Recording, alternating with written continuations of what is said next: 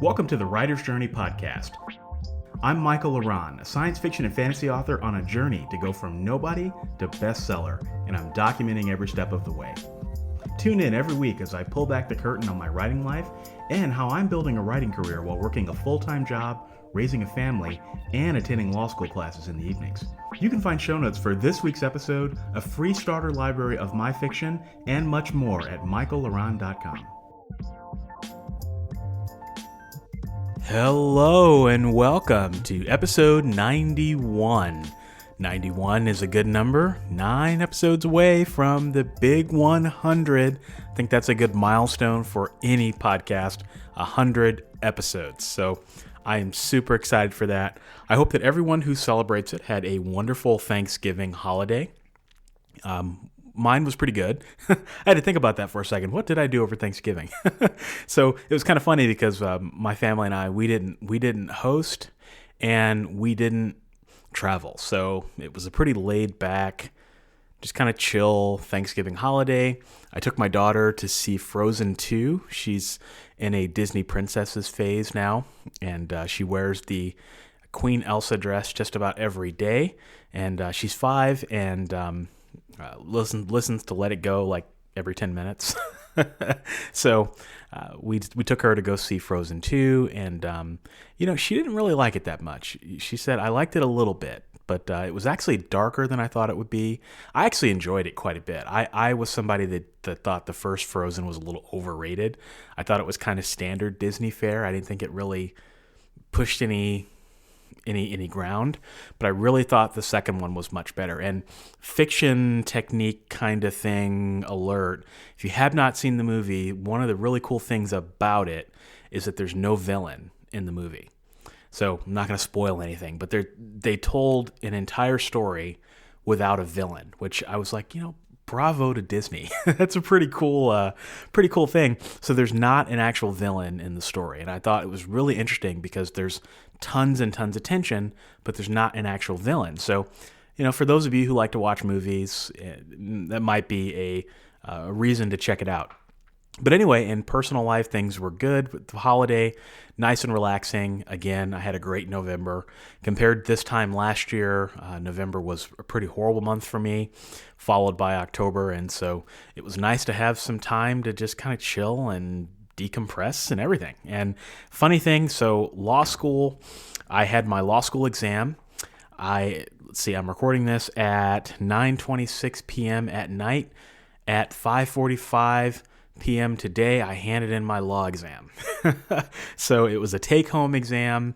I sat down and I actually finished it. I said, I'm going to finish this before Thanksgiving. She gave it to us Tuesday.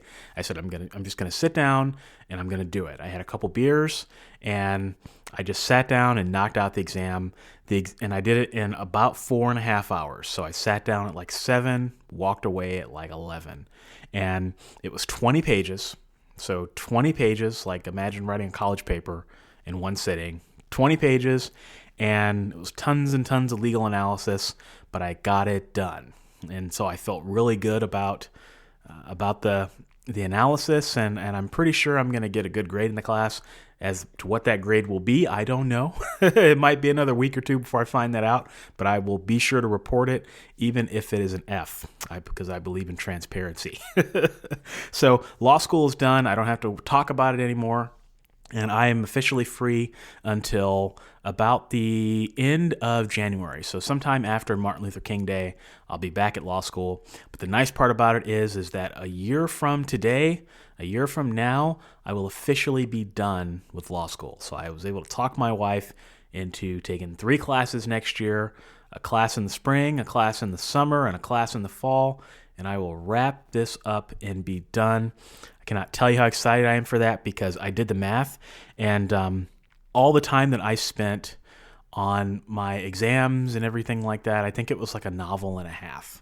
So if I took all the time that I spent on the law exams, in the law readings and all that, I could have written a novel and a half. So that's what I sacrificed in order to take a class this year. And you do the math on all the classes I had to take. That's a lot of books, right? But I did it for a very strategic reason, and it's paying off. So law school's done. I'm going to enjoy my time, and definitely not going to want to count down the days, but I'm going to have to count down the days before it returns. And in writing, things are going great. I have started Reaper's Way, which is the book 1.5. So it's a sequel to book 1 in my Good Necromancer series. It takes place between book 1 and book 2. I've promised that book for about a year now, and I'm just now getting around to it. And it is going great. You know, every novel's different, right? It's almost like a snowflake thing. Like, there's no snowflake in the universe that's the same. I think it's the same with novels. Every novel is just a little bit, well, it's actually a lot different.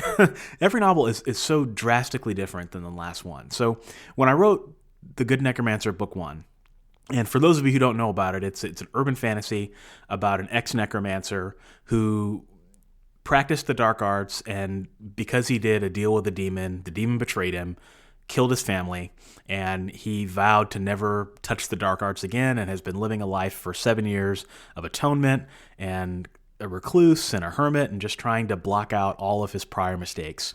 And the first book is about how he gets dragged back into the dark arts kicking and screaming when this demon shows up again, and he has no choice but to try to stop him from killing more people because he feels remorse. And so he's a necromancer that ends up using his powers for good.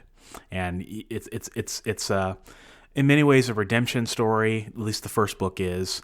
And it's about a story about somebody that has powers that are so vile and so dark. And how do you take those and make those a force for good and do the right thing and help people? And so the first book was really great. It went pretty smoothly. There were some rough spots, right? But as far as executions go, it was a textbook novel in terms of how I write. I kind of hit a little bit of a snag right around the 25-30% mark. And then I hit another little snag right around the 65%, 70% mark. And other than that, it went really fine. Reaper's Way has been difficult from the very beginning. It's like one of those novels that just does not want to be written. So you guys know that I write into the dark. So I don't start with anything other than an image of the first scene in my head. And the first scene in my head of this book is Lester Broussard, the main character, and his undead servant, Beau. They're celebrating Christmas together. It's kind of a weird thing. A necromancer and his undead servant celebrating Christmas. And he's decorating his Christmas tree. That was the only image I had in my head of how the story starts. And lo and behold, a Grim Reaper shows up at his door, and the Grim Reaper's dying, and so he has to figure out why the Grim Reaper died. And I'm not going to spoil much more than that. But I really did not know what was going to happen in the story. And so I felt like every time I sat down to write, I just could not figure out I shouldn't say I couldn't figure it out, but I struggled to maybe see what it was that my subconscious was trying to tell me. Because I believe very much that when you write fiction, and nonfiction for that matter, but especially fiction, that your subconscious is essentially dictating the story to you. It is your job to listen to the subconscious and translate what it's saying onto the page. Because your subconscious is the storytelling vehicle. And I really believe that. And when I write, I surrender myself to my subconscious, but I couldn't hear it. I would get glimmers of things here and there. And so I wrote, and I wrote, and I was having some really bad production days. Like, normally I can write 2,000 to 3,000 words a day. I was writing 200 words one day, 300 words the next day, 400 words the day after that. And it just wasn't flowing. But I kept up at it. And at one point, I had this thought in my head, and this is why I talk about fear being so powerful. Like somebody like me who's written over 50 books, the idea, well, maybe I need to scrap this and start from scratch, popped into my head. And I was like, oh, wow. And I almost believed it for a moment. And then I snapped myself out of it and I said, no, I'm not going to do that. That's bullshit.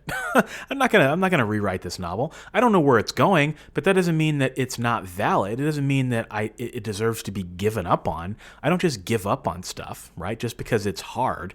That's not who I am. That goes against the very fabric of who I am. And so I pushed through the darkness, not knowing at all what I was going to write. And I came to a scene where I was kind of, okay, now I have an opportunity to maybe do something interesting. So I introduced a character with a gun. It's kind of a classic fiction technique.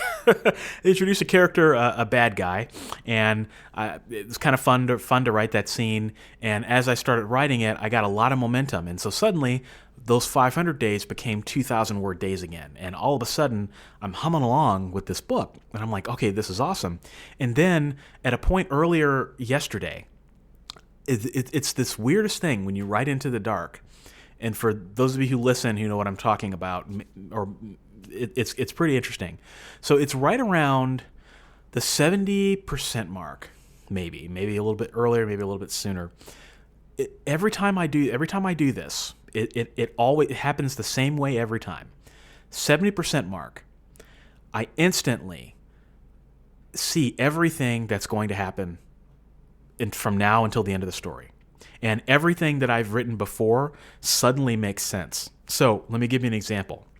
So with this story, and I'm not going to spoil it, but with this story, I had a character in the very beginning that I wrote into the story, and as I was writing it, I'm like, I don't really like this guy. He's kind of boring, bland, kind of a textbook, vanilla type, villain type character.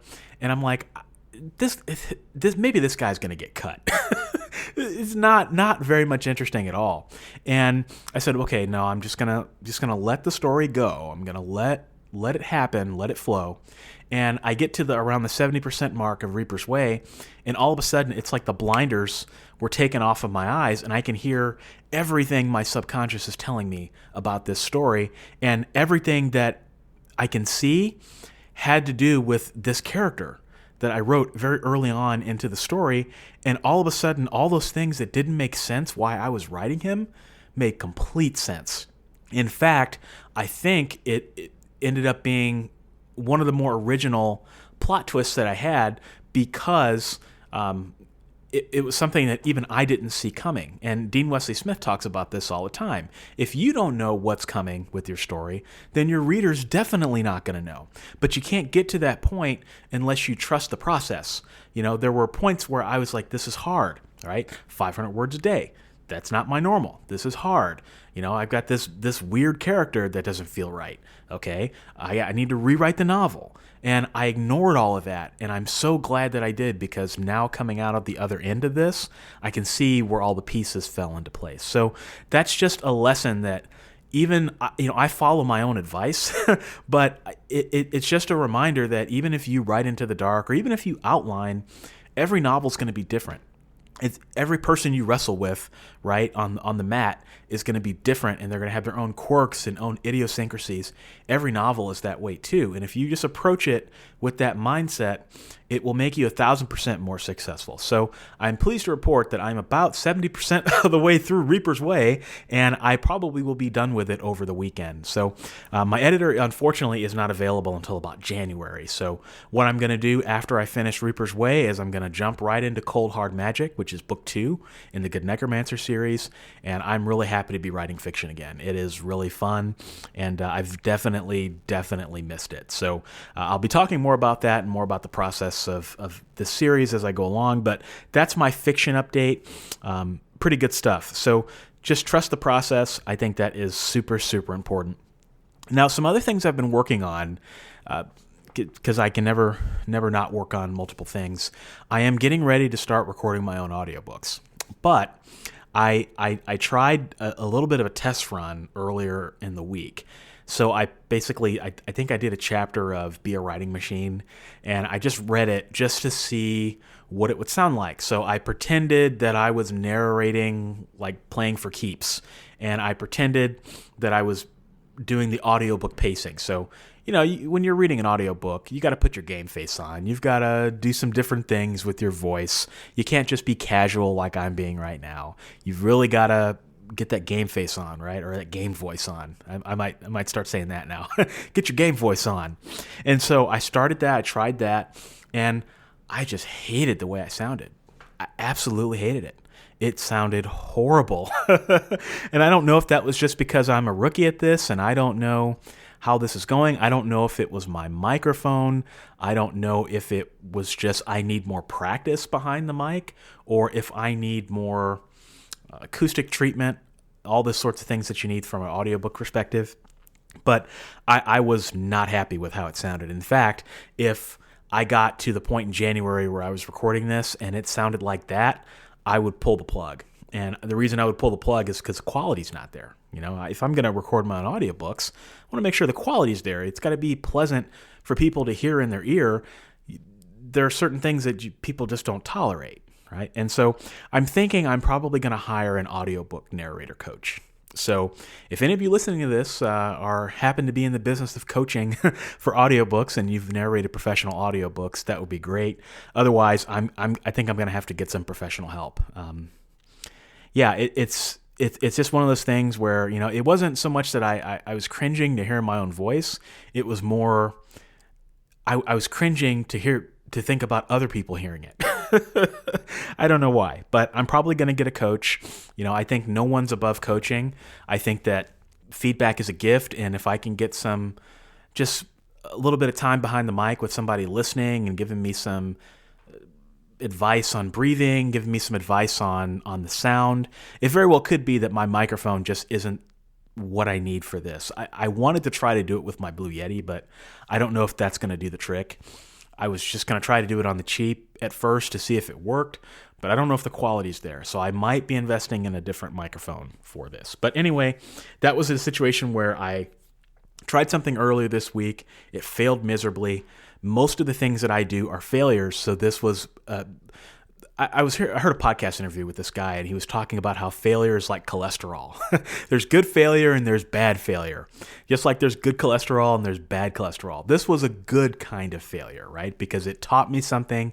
I think it showed me a blind spot that I have, and it's a blind spot that if I can get over, I think will be something that's very successful in my career. But in order to get to that point, I've got to get around that blind spot, and I just have to accept the fact that I'm going to need some help to do this. So as I do that, I will definitely share more about how that works and how it's going. But another thing that I wanted to spend the balance of the episode talking about is kind of a hodgepodge episode, because I had a lot of random thoughts going on in my head this past week. Might have been just because of the finals or whatever, but I was thinking a lot about readers, because that is readers are the lifeblood of everything we do. And I happen to be subscribed to a pretty prominent publishing newsletter. It's called The Hot Sheet, and it's a great newsletter. It's run by Jane Friedman. For those of you who don't know Jane Friedman, she is a titan in the publishing industry, just a really, really great person, and she knows everything. Well, I wouldn't say she knows everything, but she is very well connected. Used to be the publisher at Writer's Digest, knows a lot of people, and so she reads all of the publishing industry news every month so that you don't have to, and she digests them into a very simple newsletter, and it's called The Hot Sheet. And so I subscribed to The Hot Sheet because I've actually met Jane in person and really, really like all the things that she's doing. And so I was reading an issue of that, and then I don't know what else I was doing. I think I might have been on YouTube, or I was reading a blog of somebody. I don't remember what it was, but I was reading the Hot Sheet, and all of the articles were about publishers, and the articles that weren't about publishers were about printers. And I thought to myself, where's the reader in any of this? I mean, that's not a dig at the Hot Sheet, but where's the reader in any of this? You know, you think about traditional publishers and you think about booksellers, and all of these articles is about all this innovation and this technology and these acquisitions and these mergers and these new ideas that are coming out in the publishing industry that really aren't that new, that probably aren't going to be successful. Why aren't people thinking about readers? Aren't readers the people that fuel the publishing? I mean, come on. If readers don't buy books, there are no bookstores. if there are no bookstores, then there are no publishers, right? I don't know. I just happened to be reading through all these articles, and it just irritated me that nobody pays attention to readers. And I was on some blog article, and they were talking about publishers and how publishers, woe is me, and this and this. And I'm just thinking to myself, okay, well, perhaps part of the reason that they're in the straits that they're in is because they don't give a crap about their readers. Readers are an afterthought, right? That's a bit of a blanket statement. I'm not saying that they don't care about their readers at all. I'm just saying that these businesses are large businesses. They're large conglomerates who exist to turn a profit. And when you work for a large conglomerate that exists to turn a profit, sometimes the customers and the suppliers are collateral that aren't always considered in terms of the best interest of the business. That's just business. Right, wrong, or indifferent, that's how it goes. And so I started thinking, I was talking, it might have been last week, about my writing strategy for 2020 and how important it is to position myself in the next 5 years so that I can survive for the next 10 to 20, 30 years as long as I'm alive. And how do you do that? How do you sustain a writing career over a long period of time? And I think that's going to require us to take a long, hard look at what our value proposition is as writers, right? And I think that the number one value proposition that we have as writers is that we can care about the readers, right? We can care about them. We can talk to them. If a reader sends you an email, you can respond to it, right? If a reader posts a review on Goodreads or Amazon, they know that you're going to read it, right? That is, I think, is super, super important. And so how can we put readers at the center of everything that we do as writers, right? It's that age-old question of how do you find the intersection of art and commerce? And how do you not forget the people that are the lifeblood of your business? And so I got to thinking, I myself am a reader. What if readers had a Bill of Rights, right? What if there were certain, to take the words out of Thomas Jefferson's mouth, inalienable rights that readers have that authors and publishers and other industry service providers need to respect, right? And I say that as a reader myself, but I also say that as somebody that I think that you can't achieve your goals if you don't have readers along for the ride. And so if you look at some of the things that traditional publishers are doing that are alienating readers, if you look at some of the things that even some self-published writers are doing that are alienating readers, I think you can come up with a pretty good list of things that I think if you do these things, you really can do no harm. And now, I did Google this to see if there was another Reader's Bill of Rights out there, and there was. And that was a pretty good one, but it didn't hit at what I was trying to get at. So I'm going to read what I would propose as the Reader's Bill of Rights and talk a little bit about that. And I don't know, maybe it'll resonate, maybe it won't. So right number one for readers, I believe, is the right to read whatever they want. So if you want to read erotica novels, you can read erotica novels. If you want to read, mysteries or Christian adventures, that's fine. You should have the right to read whatever you want to read without fear of judgment from other people. I think that is just the most fundamental right that any reader has, right? None of this, let's judge self-published people that read self-published books, or none of this, oh, you read Twilight, you're a lesser reader. No, you have a right to read whatever the hell you want, and you have a right to be proud about that and talk about that and not get canceled, for lack of a better word. Right number two, I think, is the right to pay a fair price for content.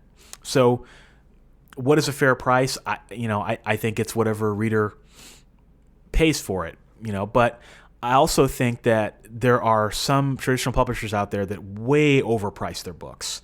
I'm sorry, but unless this is a knockout book, I'm just not going to pay $17.99 for a Kindle edition. I'm not going to do it, right? That's crazy. That's not fair to the readers to charge the same amount for an ebook that they're going to pay for a paperback, and in some cases more. That's not fair to the reader, right? So they have a right to pay a fair price for content, whether in any format, right? The third right, I think, is the right to a good ebook, paperback, and audiobook experience. So when people pick up your ebook, it better be formatted correctly. It better have all the things that readers expect an ebook to have, like a table of contents or an NCX, so that they can jump around in the book as needed. It should have information on where to reach the author. If the author references links, those links should work, right? Just simple, basic stuff that people just violate, right? Paperbacks, I think that's pretty straightforward. And audio, I mean, they have a right to listen to a pleasant narrator, which is one of the reasons I said, you know what, I'm going to get some help with the audiobook piece, because I don't want people that buy my audiobooks to have a subpar experience. And I think number 4 is a pretty important one, and that is the right to privacy.